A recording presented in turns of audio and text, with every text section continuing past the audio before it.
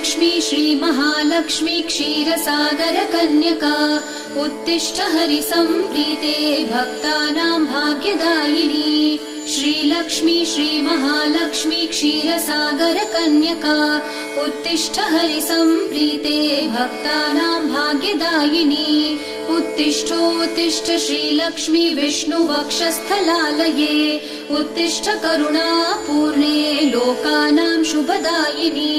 उत्तिष्ठोत्तिष्ठ श्रीलक्ष्मी विष्णुवक्षस्थलालये उत्तिष्ठ करुणापूर्णे लोकानां शुभदायिनी।